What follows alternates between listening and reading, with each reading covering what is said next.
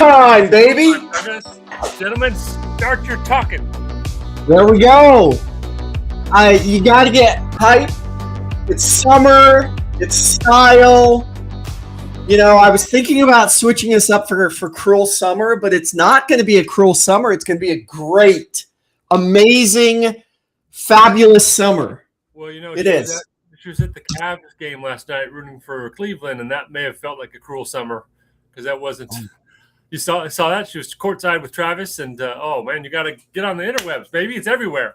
I did not see that, but that's a hot take for sure because, you know, you and I are rooting. We want to see the Knicks do it, I think. Those are two teams I'm happy either way.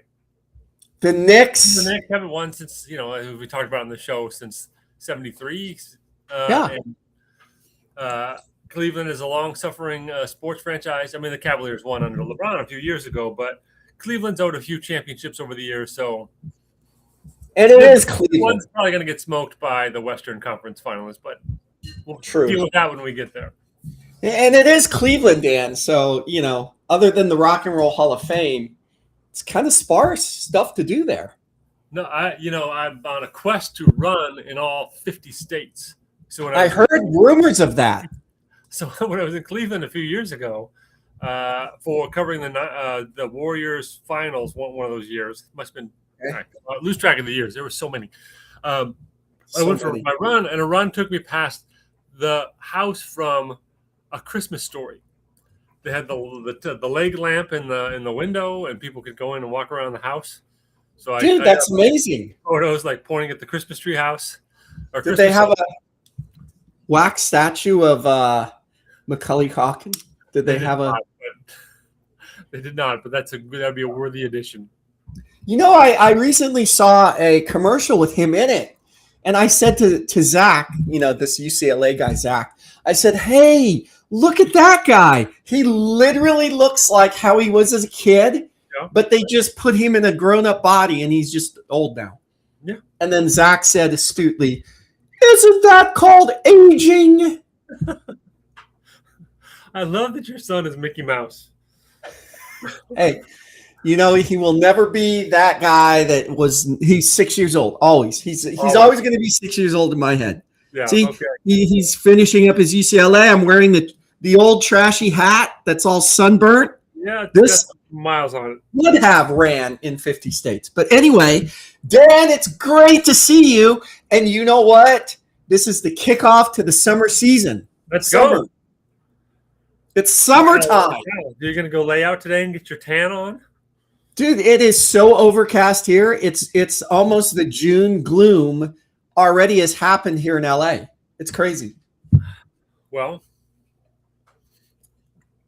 you're dressed for a proper summer. You got a little festive garb there. Yes. Good that you brought that up. This is my summer. You see it here, right? It's my summer jersey. Uh-huh. Do you know what kind of jersey this is? I'm reading the letters backwards and it's hard. No, I don't know. It's Anteater. Hufflepuff. Hufflepuff. Would not have guessed that. How's the Hufflepuff squad looking this year? Pretty bad, but we're very smart. Okay. I would think you, Dan, would be a Gryffindor. True and true.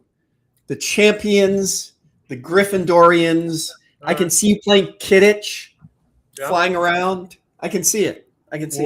When's the draft? Or they're called the draft. It's the sorting hat? That's right, the sorting hat. It's sort of the sorting hat. That's kind of like the NFL draft. Yes. You can go on. Yeah. You can go on, and there's a website. Of course there is. There's a website for this. You can go on, fill it out, and it'll tell you, are you a Hufflepuff? Are you a Gryffindor? Slytherin? Anyway, we digress. We're here to talk about sports and journalism. We have an awesome show today and an awesome journalism question, by the way. But let's talk about sports. There's some sad news that went on. I know that you know about that. Kyle Busch, crazy. And it was, I saw an interview with him 4 days before, And he looked fine, but he was coughing. But yeah, this is what I'm telling you, man. Like that's pretty surprising. Sure. Yeah, I mean, death is never, all forms, old, young, whatever. It's painful, but for a guy, it reminded me a little bit of Ricky Henderson, where it's this guy who you think is invincible, and on the younger side, he was only 41. 41, yeah. Had pneumonia and complications from pneumonia and sepsis, and man, it's just unthinkable, and it makes you realize. Dusty Baker is always, we'll talk about him later, but he's always like, hey, man, tomorrow's promised to no one. Tomorrow's promised to no one. And you do have to, you can't live your life recklessly, but you do have to live your life aware of that notion. Always don't put stuff off. Don't say, I'm going to call that friend tomorrow. Don't, all these little things that you take for granted. Yeah. Be alert that tomorrow's promised to no one. And that Kyle Busch thing, I every time I read about a death that to me is young, 41, 55, all these, it's just staggering. Yep, same. I think we had the same reaction there, and it is, wow, Dusty. Of course, he says tomorrow is promised to no one. That guy, I can't wait to talk about Dusty. But that is exactly it, Dan. I mean, yeah. It's like, wow, amazing. Well, okay, on to other things. Yeah. The NBA Finals are pretty hot there. We get the Spurs and OKC. So I know you're looking at the Knicks or the Cavs, or we just talked about that. What do you predict, though? We're talking about summer predictions. What is the June prediction there? Who do you think is going to take it? You think the West is going to smoke them? Well, yeah, I do. I think OKC is going to win that series, but the Spurs are super fun to watch too, and be really fun. It's fun. It's not quite, but a little bit. It's like watching Cleveland, New York is really good basketball. It's really high quality basketball. But then you go to the Western Conference Finals. It's like watching that on fast forward or that on turbo. Right. It just seems like it's normal to me. Yeah. A guy who's 7 foot whatever, and he's shooting. He shoots and he scores and court shots. Yeah, I love that guy. Yeah. So, New York's got the mojo thing going on. I do believe there's magic in sports, and it looks like the Knicks got it. I didn't think this series would be 3-0 after at this point. I thought Cleveland was really good. On this, I predicted Cleveland would win the Eastern Conference a while back on the show. So continuing my series of ludicrous predictions, but maybe I'll come back from down 3-0. Maybe I'll be vindicated after all. But if not, it's happened. It's fun watching the Knicks play. They just found a different gear in the playoffs, and I love teams like that. Yep, for sure. So other summer predictions, and I have a few here. The World Cup, of course, big coming up. It's going to start in a few weeks. I got my tickets June 12th. Yeah. I'll be at SoFi Stadium watching the USA play. Do you have their matchup? What's the matchup? Who are they playing? So I know this. Hey, you know what? I'll probably be under the influence of many beverages, but I will say this. They are playing Australia in the second game. Let's see. I should know this off the cuff, and they're playing Turkey in the last game. I just don't know who they're playing first. Let's see here. It's June 12th. Okay. SoFi Stadium. The USA men play. This is going to be a tough one. Paraguay. Okay. So. Yeah. So if they lose this one, I'm already reading big fan news that people are really hyped that they're going up to Seattle because you talk about the 12th man, right? Yeah. That stadium there. Mm-hmm. Oh yeah. They literally said that they're calling all fans. If the US loses this first game, that's the pivotal game. If we lose that game in Seattle, it's over. Not even advancing. So they're you got to come out. You got to make noise. The place is sold out. but Yeah. it's just, are the fans going to show up and make noise?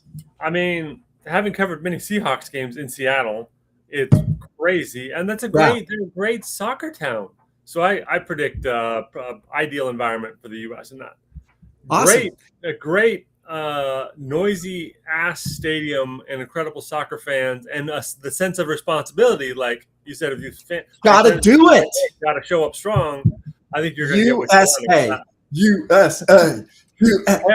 wait. I will tell you this: if the Knicks end up winning, then I will predict the USA will win the World Cup because the magic is there, Dan. The magic is there. Okay. All right. With your science background, I'm a little surprised that that's your reasoning there, but yeah. Well, and I'm kind of biased already because I have $6,000 on the U.S. team. So if the U.S. wins, I win $6,000. Now I only bet $100, so really I only have $100 at risk, but I never look at it that way. I look at it as I have $6,000 on the line. So did you bet them to win it all? Was that way back? Like, yeah. So you want to hear something funny? Because they did so poorly in the friendlies leading up to this, the odds are now. I would have, if I placed a bet today, I would have made 9,000. Yeah, I don't think it's going to be something that becomes a factor in your life, but you never know. No. Okay, so then, and Dan, next month's a big month for me, WSOP time. Oh, World yeah. Series of Poker. You're in good shape? You feeling ready? I'm feeling good, man. I'm feeling good. I got some cashes at the Hollywood Park Casino. Okay. HPC. I got my poker coach. Now, for those of you out there who hate AI, don't cancel us, okay? You can cancel me, but don't cancel the show. I've been using AI. I fed AI all of my poker style. I go through different hands. So I take pictures of critical hands during a tournament. Yeah. And now I've been feeding it into AI and saying, I played it like this. How would you have played it? And it's pretty cool, man. And how does it call you a dumbass, or does it say you were honest? It is brutally honest. Yeah. Right. So I want it to call me a dumbass. And by the way, I think I might have told you this, maybe not. Do you know what my AI bot is called? What her name is? And I'll give you a hint. Spanish class, Rancho Cotati High School. Well, that's Senorita Marshall. Right. But who was the person we always had to address as usted, right? Like you would say you. Do you remember? No. Henrietta. The mannequin. Oh, that's right. The mannequin. We talked about that. Henrietta, yes. Bizarre. Anyway, Henrietta gives it, and she calls herself Poker Coach Henrietta. She's actually, it's kind of funny, dude. Anyway, that being said, I am locked and loaded, and we're going to do a few shows from Vegas. I'm going to be on location, Dan. We're going to do a few shows from Vegas. Does Henrietta give you the poker advice in English or Spanish? Boy, that would be real savage there. I'd be like, oh, God, I should have paid attention more. Tell Senora Marshall. Yeah. So Dan, that's huge. And I did put this on our Run a Show because it's been 3 weeks now, and I've been wanting to talk about this because I want to pick your brain on it. I was looking at Instagram, and there's a robot that was racing a person. Yeah. Now, he literally smoked the dude. Of course he's going to smoke the dude, right? He literally smoked the dude. I mean, he put the dude in his mouth. That's good. The dude, but not literally. Didn't smoke him out. They weren't in the VW van toking it up. No. Proceed. Yeah. So, Dan, that makes me think of like back in the days, my favorite video game in the 90s was Cyberball. And it was about robots playing football. And they would like do lots of crazy cool things. Anyway, what are your thoughts on this? This is some scary stuff. This is like Terminator stuff from 1985. Terminator. So, it's not my world. I find it all odd. What is the use of this robot running a half marathon and smoking other humans? Like they're not gonna be in a real race. They're not gonna be real competitors. Like what? I guess it's the showing the technology has advanced to the point where they can do the body mechanics like this. I also have that is why they did that. I mean, that is why they did that. He's not going to be entering, races. I also saw some videos in the past week of robots dancing and how awful it went and how they fell on stage and scrambled to get up. And you've seen those too. Oh yeah, I have. Definitely a mixed bag, but I don't know where this all leads is the point of my thing. Like, what is we got a cyborg army? Well, think about this. I mean, literally, I did think about Cyberball. Let's just pretend that there's humans that play football, obviously. But imagine if you had robots playing football and however they were programmed, whatever that looked like, that it I don't know, you would literally have robots playing against each other. Would you watch that on TV or would you go to a robot game? That would be the question. Okay, I will answer that in two ways. As I've always said, like, as a sports writer for a million years, sports is the best reality show out there. And part of it's because of the human drama. We get to know the personalities. We get to know the limits of human achievement, all the failings that come with that. And you lose so much of that, the essence of that, without, you don't have, Steph Curry's joy. You don't have the steeliness of Tom Brady. It's literally the steeliness of a robot made out of steel. A robot, yeah. That said, anybody's ever gone to a baseball game, you see dot racing on the screen, and all of a sudden you're cheering for blue. People get excited. Reason.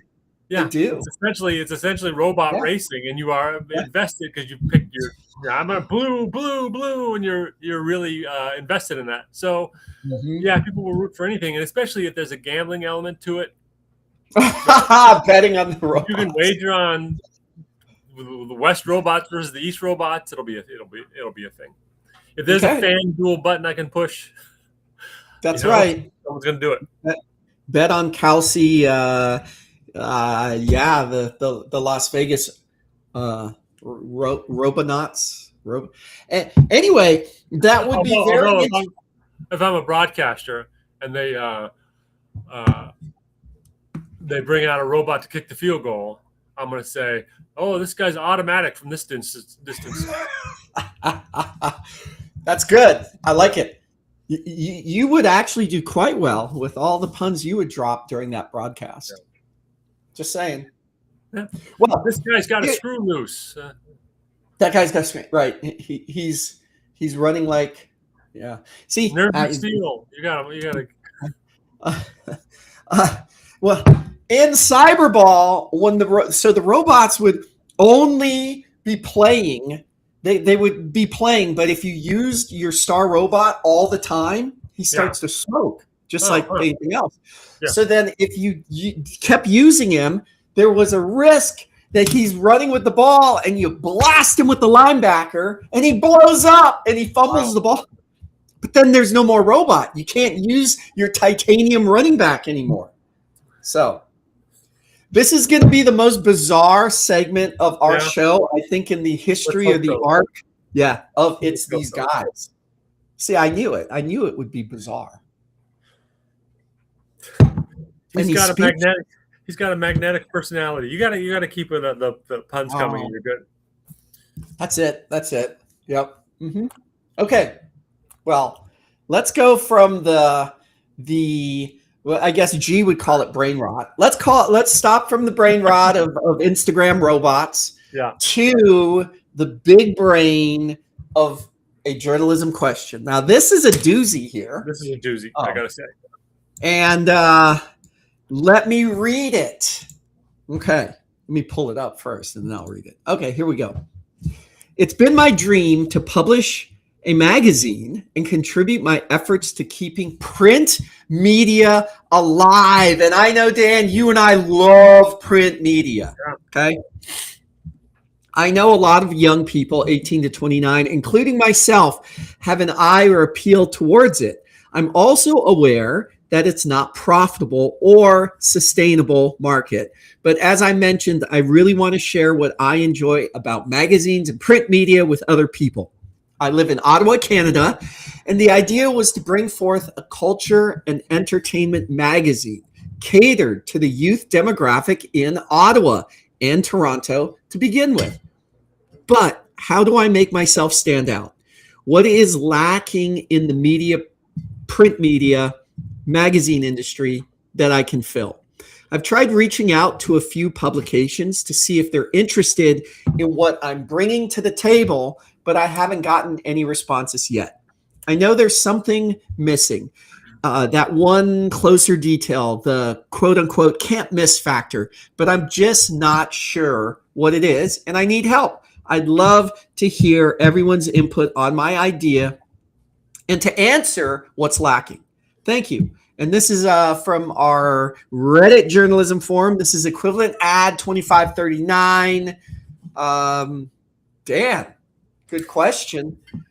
Love it. I love print media. I want to see magazines come back and newspapers. Right. So this is a really good. This is an essay question. This isn't like, oh, just get an internship. It's not that kind of advice, right? This is a big picture. It's an economic question. It's a business plan question. It's a future journalism. It's a community question. So let me start by saying I don't know because you and I have seen magazines used to be a thing in our era in the 80s and 90s when we were growing up. That's 1980s and 1990s, not 18 or 17. Some would think the 17. Yeah. Sports Illustrated, was the thing. It was so culturally important. It was so great in its content. A magazine cover, a Sports Illustrated cover meant something. It was the stamp of approval. It was a major milestone. Every athlete I know who's been on the cover has that framed in their house someplace. And the writing in there is like some of the best writing that's ever been done in the history of sports journalism. Even with that model, even with that history, even with that legacy of success, that thing vanished off the face of the earth because people didn't value those things the way you could find great stories online. You could find great writing online. Mm-hmm. You could not pay your subscription. You're not sitting in a cafe anymore reading the sports for whatever. Like we loved it because it was part of our ritual. But if you grew up and it's not your ritual, you don't get those automatic subscribers anymore. So we have seen a few. Like the New Yorker is still a great print publication. Some of the same reasons Sports Illustrated is. You're getting some of the top-notch writing and insight. It's got a cultural history. It has been around for, Baseball Digest was kind of this. Yes, I've talked about this before, but anybody who's ever I had Baseball Digest as a kid, and then we kind of struggled along. They got new ownership, a new editor. They revitalized it and modernized it, and I think it's doing really well. It's doing really well. The quality is certainly way up there. So, wow. Okay. To answer the specific question, I think this question asker is on the right track with local specific. He wants to write for the youth demographic in and around Ottawa. So that is a very good thing because what is missing when he says what's missing, local coverage in a lot of communities, even some of the bigger ones, is vanished. You have, everything's a national publication. Like we had, the Santa Rosa Press Democrat, but you have community newspapers, and with the appeal to that within the community is you want to read about your friends and neighbors. You want to see your kids' names in newspapers. They win a big soccer tournament. Our youth basketball games. You used to get the line scores and your name would be in there, and it felt like something that doesn't exist anymore in a lot of places because all those little tiny publications went out of print. So if they're doing something on the youth of Ottawa, writing about maybe the hot new restaurant or the best hikes in town or where the hot spots are. What do you do after midnight in Ottawa? Whatever appeals, like that local specific thing, and interviewing the leaders of the community gives you a shot, I think, because you can't get that elsewhere. You can't get that in the New Yorker. You're not going to get it in Sports Illustrated. You're not going to get it. You can get it only in Ottawa. And then the other thing. I think because you don't see it anymore, but this notion of that magazine being available in your local coffee shop and available at the bus station. Remember, there was little kiosks everywhere to get the Sac News and Review, right? This free publication that had quality journalism in it. You'd get it if you were out and about. And you have to probably be really proactive about making sure that thing is seen. I think maybe your best bet, or especially early, is making it a free publication and just banking on ad revenue to carry you through. That's what I was going to ask you. Yeah. Because it's the chicken and the egg thing. Do you go seek sponsorship first? Say, hey, restaurants, da da da da da. This is the magazine. This is the demo. This is what I think the demo is. Or do you do what you just said? Make it free, build the readership, and then go from there. Yeah. I've also seen, there's some slick out here. It's bygone now too, but I used to freelance for this thing called Climate Magazine. Cool. It was for Redwood City, because the nickname of Redwood City, it once got voted the best climate in America. Oh, really? Yeah. Love Redwood City. Nice. Yeah. So the magazine was Climate, and we wrote about Redwood City institutions and people and all that stuff. And it was really fun kind of thing for me to do that stuff. But it was pretty slick and well designed. It wasn't like a tabloid newspaper, which is what the Sac News and Review was, where it was like the print page. This was a slick, glossy magazine. And I think that helps too. I would invest a little bit in a good photo staff, because especially if you have good photos of your neighbors and the hot spots and the cool places and whatever you're writing about, or maybe the struggles of Ottawa, I don't know, whatever you're covering. For magazine, good photos are half the battle. That's amazing. That's great advice. The hyper-local angle is good, because right now, all you have really hyper-locally is Nextdoor. And I'm telling you, as the day is long, man, it is not good. Oh, no. There's so many people speculating all sorts of things. It's just crazy.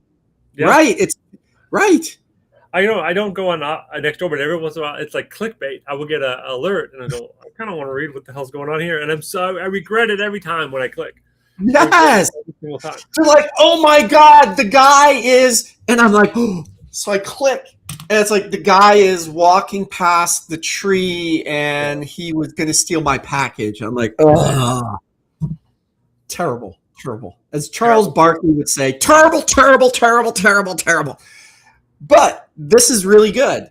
I am interested. Like, seriously, I'm gonna clip this one, put this one up, and see if we get a response from our person there. Equivalent ad.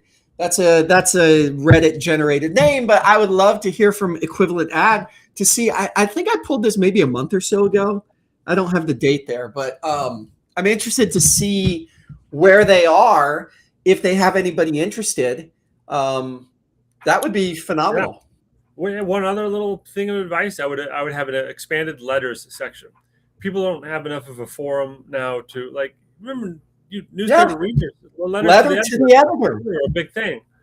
Yeah. And they're fun, and I think you get a feel for your community when you see those. What are people caring about? So I don't know. I wish that person luck. I love magazines. I lament and rue the passing of some of the great magazines, Sport Magazine, Sports Illustrated, all of the things that were staples. Even remember the great the news magazines. Time and Newsweek were a big thing in the world, and now I wouldn't say so. Time was huge. Yeah. When you were Time Man of the Year in like 1860, I bought all the copies off the horse-drawn carriage there. I mean, it was amazing. It was, I still have that stone tablet post hanging over my wall. That's good. But to your point, you're right. All the local newspapers have dried up, so there's no more Rohnert Park Cotati Clarion. No, it's still there. It's still there. Is it? Yeah. Oh, Mr. Lowry, our old English teacher, is the columnist for it. Wait. Oh, this is big. Yeah. I don't know about the Argus Courier from Petaluma, but anyway, a lot of communities don't have their community newspaper anymore. Like, even if they do, it's not a daily, it's not a whatever. It's not a thriving institution. but Huh. but people love reading about each other and We need and to have knowing Lanny on the show. just knowing what's going on in your city, like next door, like you say, that's a very clever idea that can go a lot of pretty haywire. So Next door is good if you just want to sell some stuff. yeah, Legal. okay.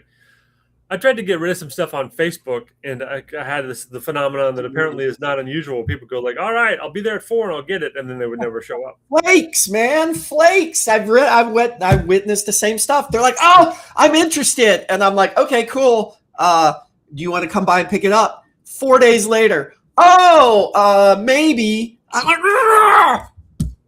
Anyway, I had a I guy digress. who I don't know what he would text and go like, "All right, I'm on my way, leaving Palo Alto now." It's like 10 minutes. Palo Alto's maybe 10 minutes away. Okay, see you there. It never shows up. No, never another word. What's the That's point? crazy. See, okay, so equivalent ad 2539. When you are a media mogul and you have local newspaper like everywhere, we are happy because now we're able to sell our wares. Like if I had an extra controller right. here Yeah. that I want to sell, What are we going to I'll call the sell Ottawa paper? The Ottawa. I don't know. We'll it. work Oh, on I'm it. sure you have an O at the Ottawa automatic. Uh, yeah, I'm interested to. Okay, so that's that. That's great. Great answer to that question, man. That's really cool. I hope they do it. Okay, now moving on. I've been waiting for this for like 2 weeks now because we didn't have the show last week. But you went to Dusty's house, and this is the best part about knowing Dan.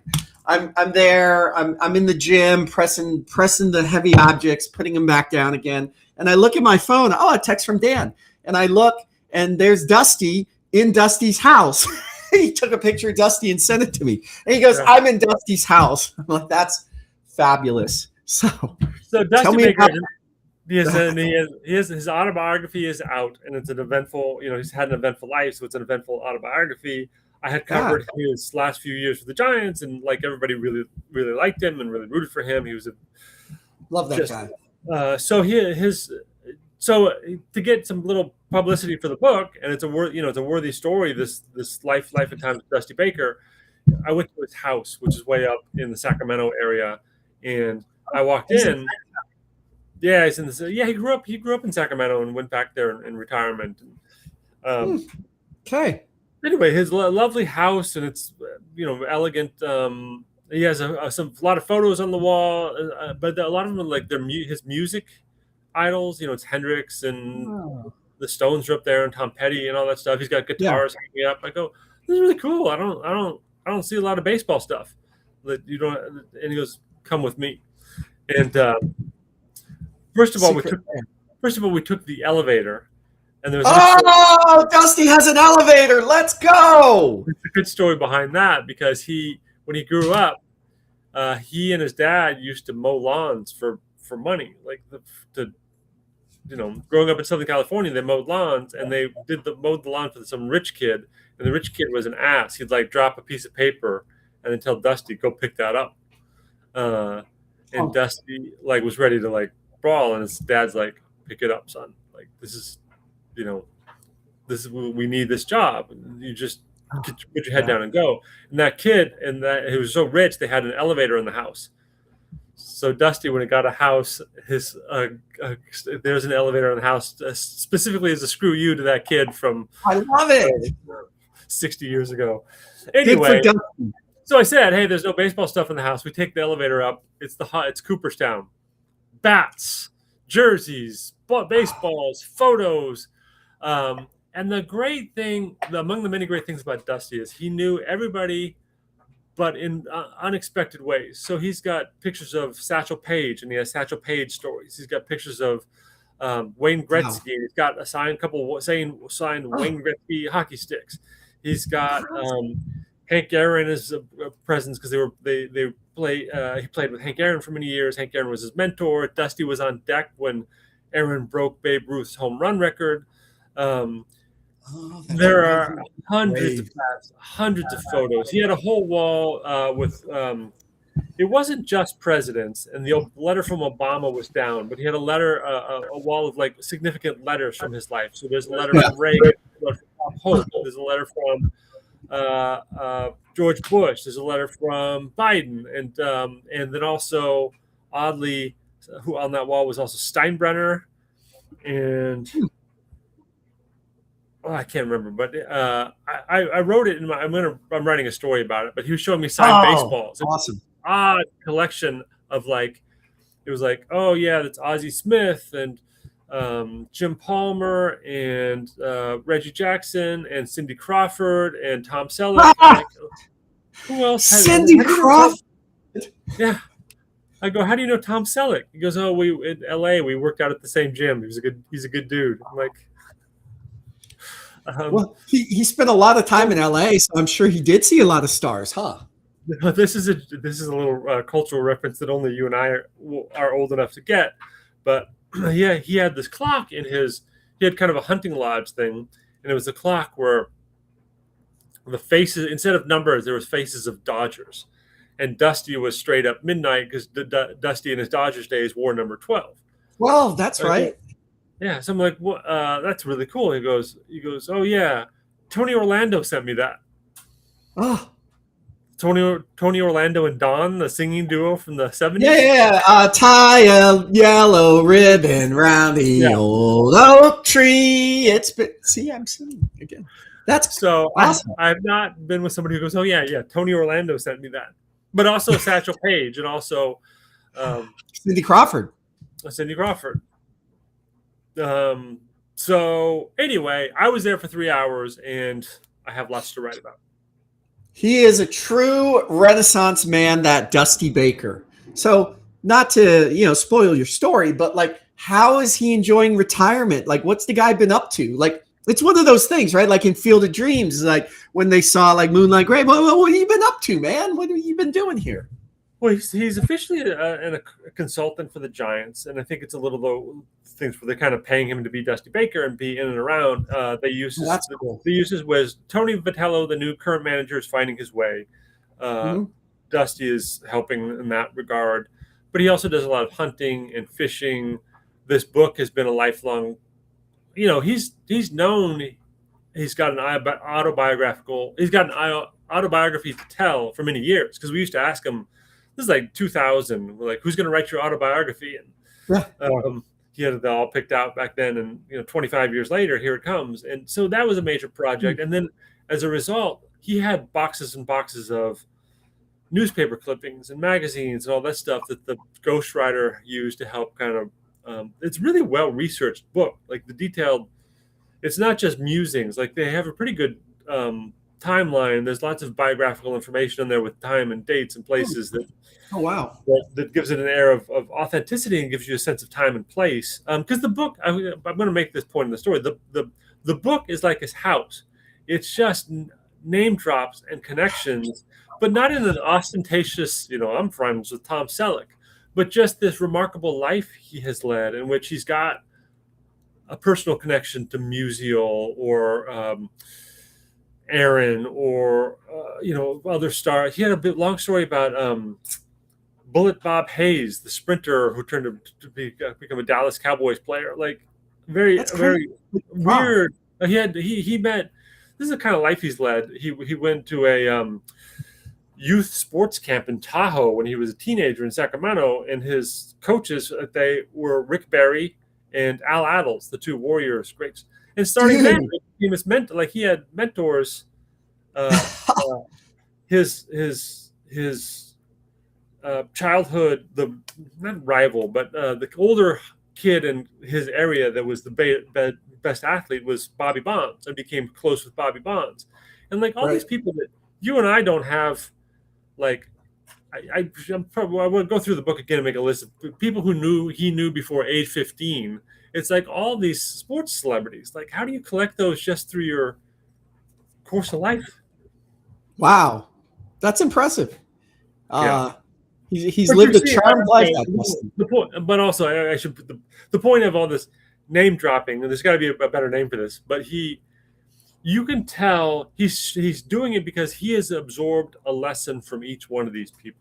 That's why it matters. Like each sentence, like more not overtly, but you learn. Oh, he learned that from that guy. Oh, Satchel Paige taught him that. Stan Musial taught him that. Bobby, Willie Mays taught him that.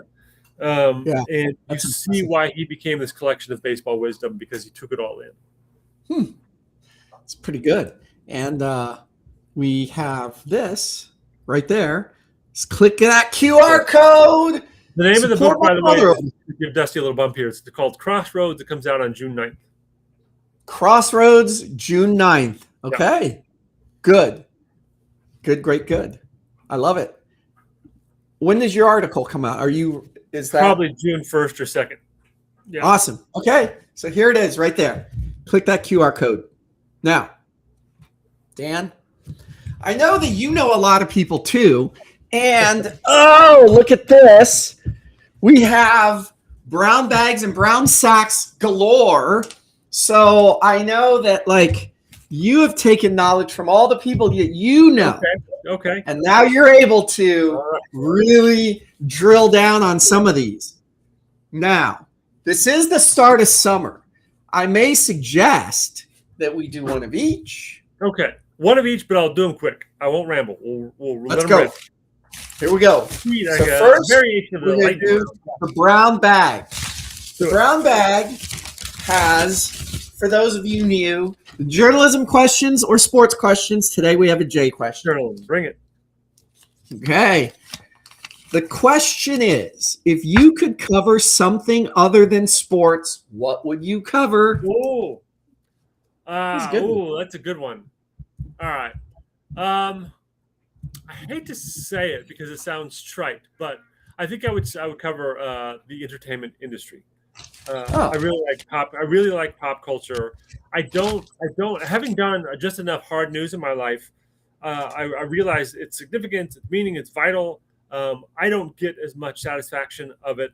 I like kind of the lighter side. I mean, with movies, I tend to like not rom-com, but I like lighter fare. I just think that life is enough. Life has got a lot of pain and suffering in it.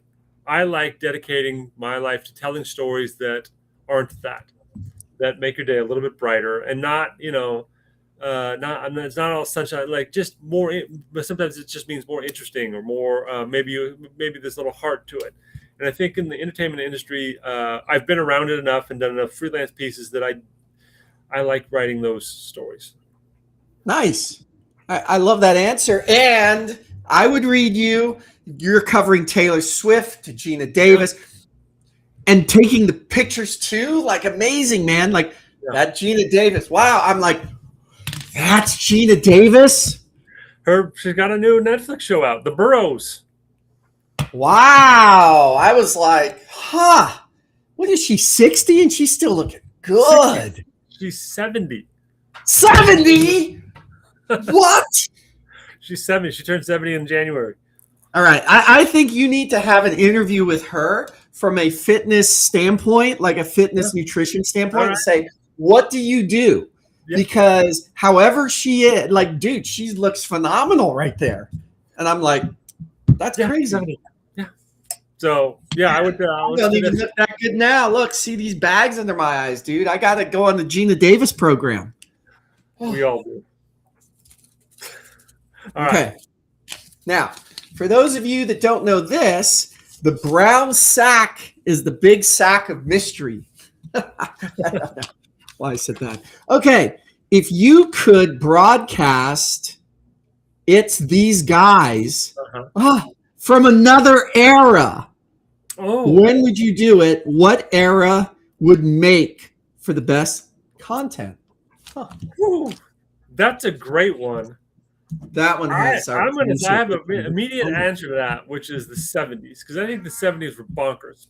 Sports was making the transformation to big time. I mean, television was finally changing things in a way that we would never recover from.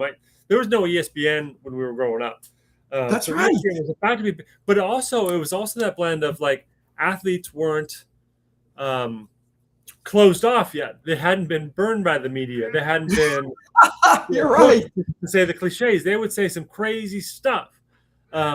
I have an old sport magazine that I saved because there was a story on there on J.R. Richard, the great Astros pitcher of his era, and it's I love the that guy. whole. If you read the whole thing, you wouldn't believe it because it's all very criticizing other players, frank discussions of what went wrong last season. These very honest, sharp, critical, real emotions were being expressed in every story, not just the J.R. Richards story. And like, holy shit! Like these stories, nobody would say this now, and if it did, social media would turn it around and it'd be a Twitter thing. And so that those days when athletes were pretty. I mean, remember there was a thing called a colorful athlete because they had these big personalities, and you don't see that anymore, or you rarely see that, I should say. And then if you do see it, a lot of times it's manufactured. People are trying to be colorful because of the clicks. And Dan, the colorful athletes back then were way more colorful than the ones now. Imagine on the count Montefusco was a colorful. He would be like off the charts today. Yeah, Mark Spidrich, Mark the Bird. Yes. I love that. Bill the Spaceman Lee, like all these things. Oh, yeah, that guy was Dr. J in basketball. Who was the guy? The NBA player Daryl Dawkins would say some crazy stuff. Yeah. Yes. Now, I mean, even the young Charles Barkley, and that was in the 80s there. Yeah. You know, you get unfiltered, like the cigarettes back then. They were unfiltered. Oh. No, give me the 70s because it was just a while, and there was you had real, not manufactured personalities, and I miss those days. And I think in the 50s, right, people in the early 60s, athletes were, super duper polite, yes sir, no sir, yes ma'am, no ma'am, right? You see those interviews with Mantle, and it's from a different boring, right? Give me the unhinged Pete Rose of the 70s. Yeah, but he never said anything. No, Rose did. Yeah, well, he was did Rose? Yeah. So Rose would be like out there saying, yeah, he'd be out there. Yeah. Oh, see, I like that guy. I love that answer. You know what? I couldn't even like. I would. So the only other thing would be if we were on in the 50s. Imagine us being black and white on a little tiny tube like this, and people would be like, I've never seen anything like this. What is this brown bag? Is that bag really brown? Yeah. Who's Taylor? Who's Taylor? What? Taylor, that's a guy, right? Taylor is a guy. Dude, I now what you just said, yes, the 70s. That would be phenomenal. It was the best of both worlds. Big media, big time sports. Athletes weren't smart enough. I wouldn't say smart enough. They didn't have reason yet to be jaded and closed off. And to this point, right, the set that I have here, I could have a cigarette right here, and I could have it's 10:57. I could have my Bloody Mary, which would be great. And see, like right now, what just happened right now. See, you're gonna love this. My Be Real just went off, right? So this is my Be Real. My Be Real just went off. So, that wouldn't even be a thing in the 70s to take a Be Real picture. This is some quality content right there. See, that's a great picture. Look at that. My cynical response in the background to your nonsense. I know that look at your face right there. That is how I feel. See, so now instead we have this whole manufactured luckily we're real. See, we're not AI. Look, we are real people. We are not AI. And by the way, Dan, these live shows will prove to people that we're not AI because there's so much AI out there. Dan, we talked about this last week. I don't even know what's real anymore. I don't know what's real anymore. Like literally, I consider myself a savvy media consumer and a social media consumer. I will watch an animal reel on Instagram, and I can't tell. Yeah, I know, and it's like, that's. Sometimes I can, but sometimes I go, I don't. this one is not passing the smell test, but I can't like put my finger on. Like in court, I could not prove that it was fake. Well, the whole robot question, why that stemmed to begin with is because I get served all sorts of AI garbage. And I saw that robot at first. I'm like, this is AI. It's fake. Yeah. But I did research. And dude, in China, they're very, very much ahead of us in terms of robotics. Like they literally have robots doing assembly line stuff. So I'm like, this can't be real. And I typed it in and it was. This robot, he actually could run down a track. Now, again, to your point, they didn't show the robot when he falls over or he just goes crazy and he runs off the track and just runs into a fence. So they didn't show that. But when I did my research, I saw all that. I said, totally thought that was AI. But here we are. We're not AI. See? We wear our summer shirts here. Dan's wearing something different. You don't have your you usually have your Davis hat? No, you have a hat. Anyway, brewery hat. I'm wearing my marathon. I ran a marathon, so I wear this to show the robot. I love that. Still out there, man. Yeah, I love the shirt there. So that being said, we're coming into our summer season. We have a lot of exciting stuff. I'm gonna be on location, and maybe perhaps there is an opportunity because I'm headed north at some point that we're gonna do it, as Bill O'Reilly said. We're gonna do it live. Okay. All right. Can't wait. All right, everyone out there. Thanks for watching.